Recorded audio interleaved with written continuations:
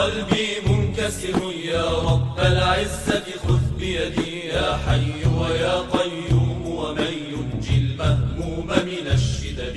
الله الله الله جد لي بالعفو وعافية وجميل الستر إلى الأبد. يسر أمري يا مقتدر واجبر كسري وأزل شددي. الله الله الله ضاقت بالأرض بما رحبت وسوى ألطافك لم أجد. طهر يا رب بواطننا وظواهرنا من كل ردي. الله الله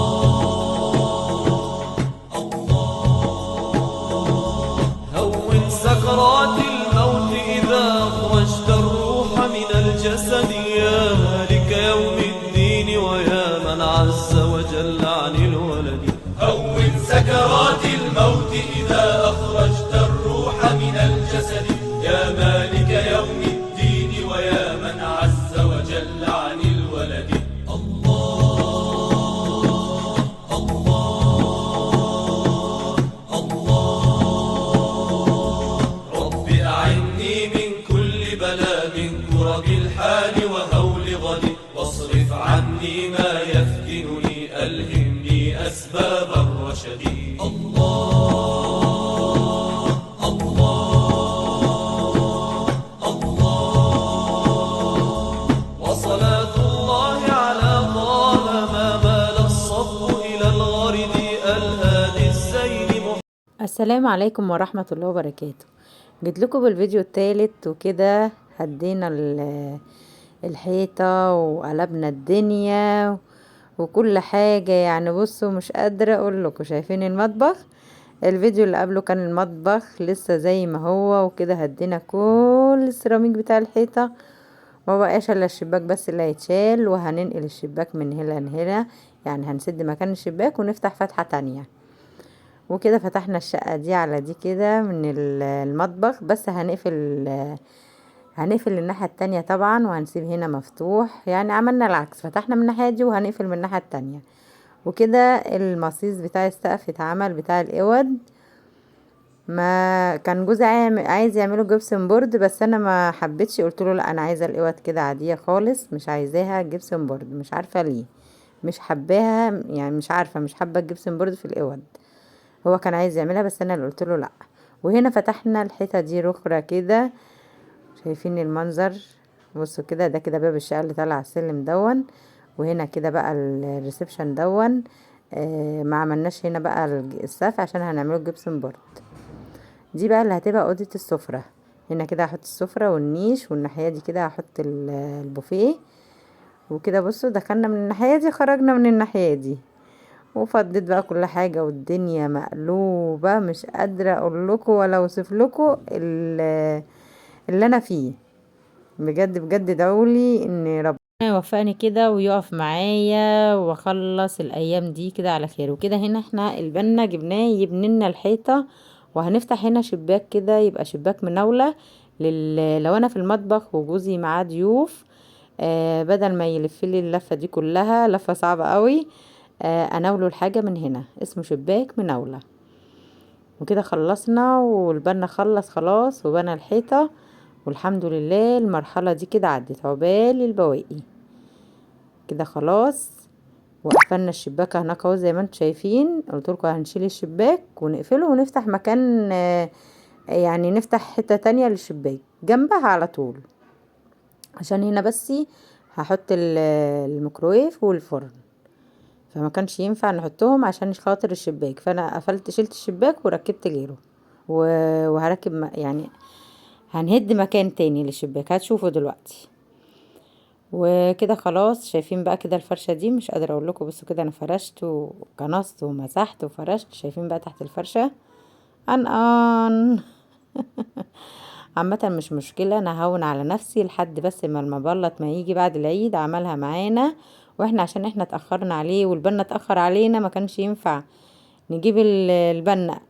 نجيب المبلط قال لما البنا يجي يبني الحيطة دي فاتأخرنا عليه، فجات له شغلانة لحد هيفضل فيها لحد اليوم الوقفة، فقال لنا استحملوني انتوا شوية وايه وهجيلكوا بعد العيد، بعد اجازة العيد ان شاء الله هيجيلنا.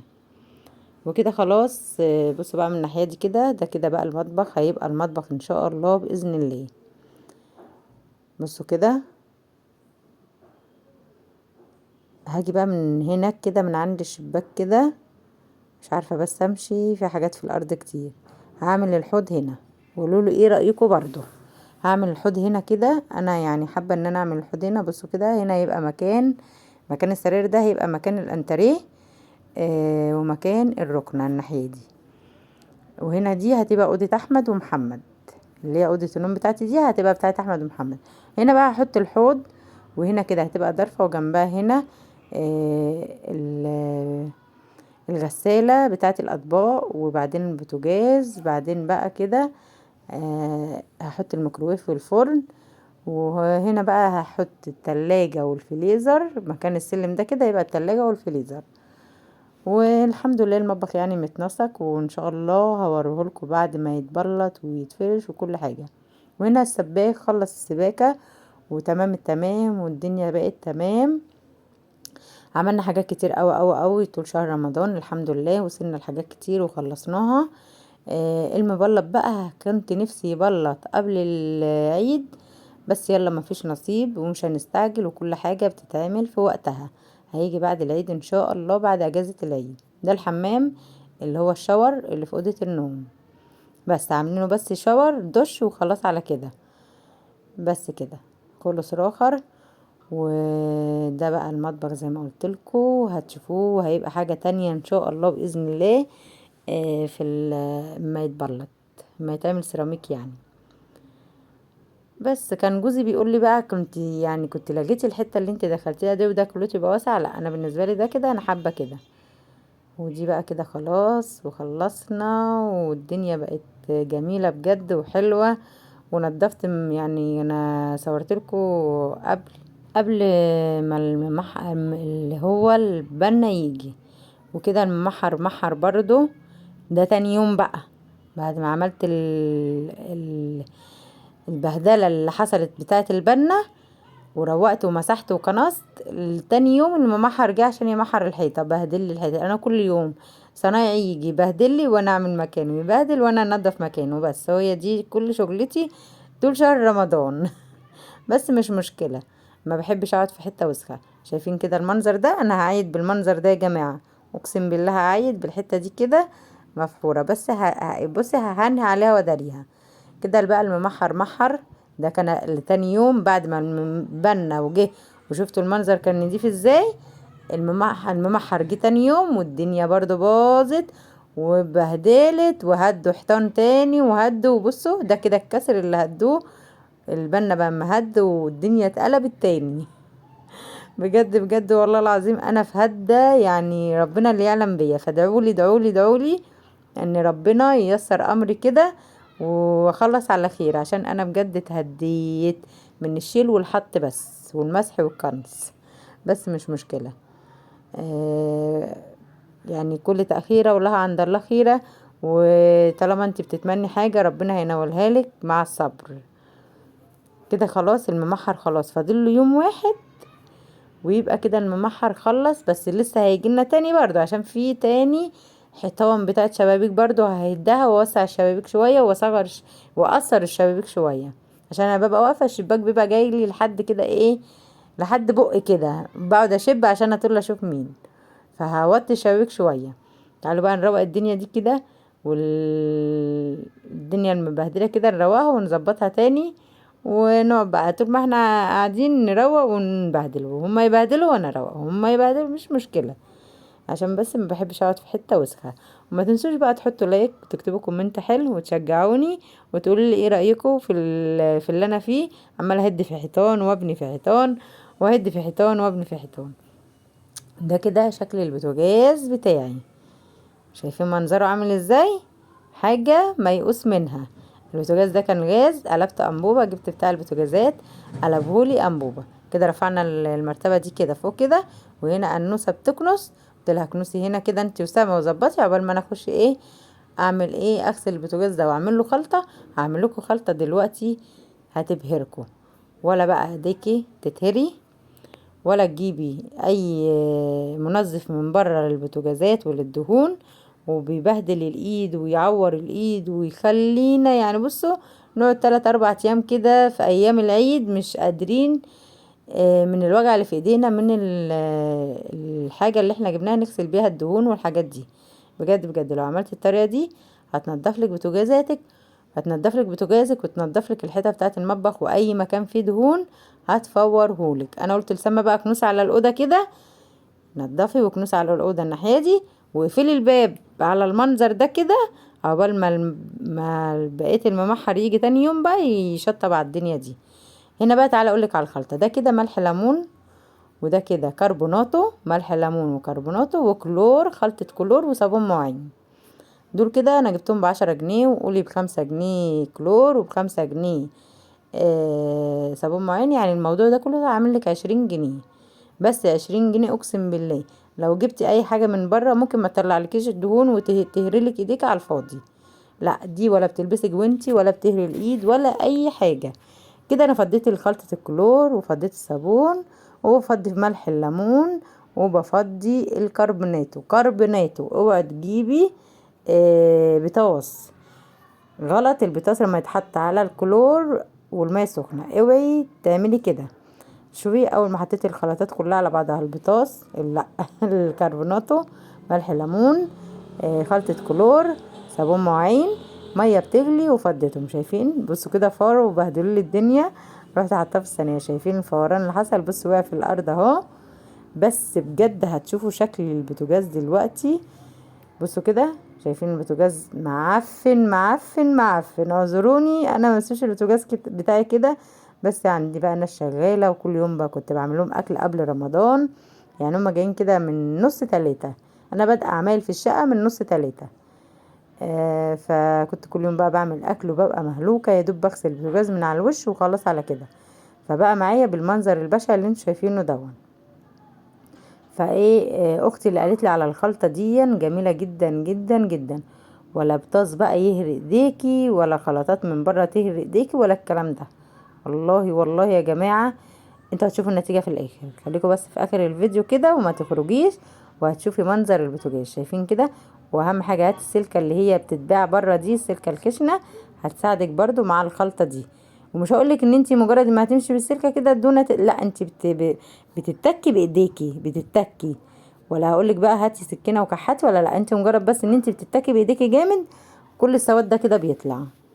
شايفين؟ بصوا كده، بصوا كده منظر العين دي كده كانت فظيعه من حواليها. مش قادره اقول لكم بجد الخلطه دي جميله جدا جدا جدا. اهي بصوا كده، شايفين كده؟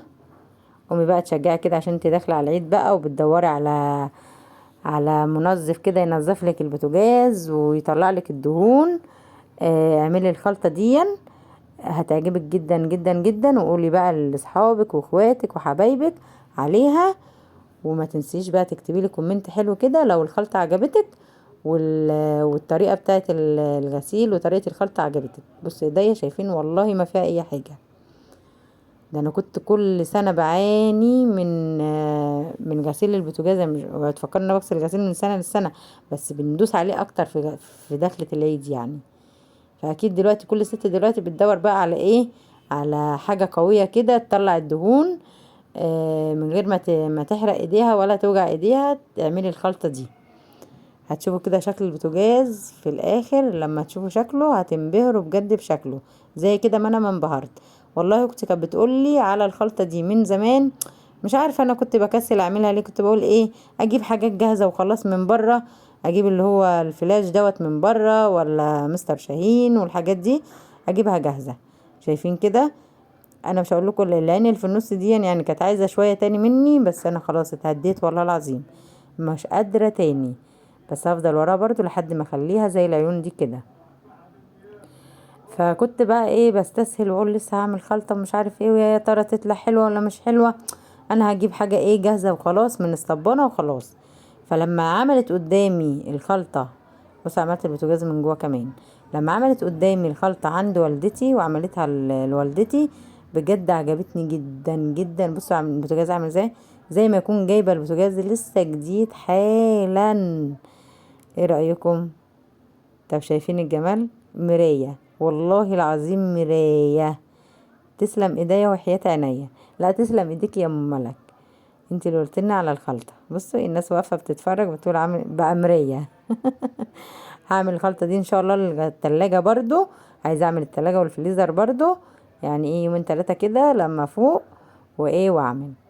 وكده خلاص خلصنا كده ونضفنا بعد الممحر بقى كده نضفنا. لسه فاضل لهم يوم، يعني لسه في مرمطة يوم تاني.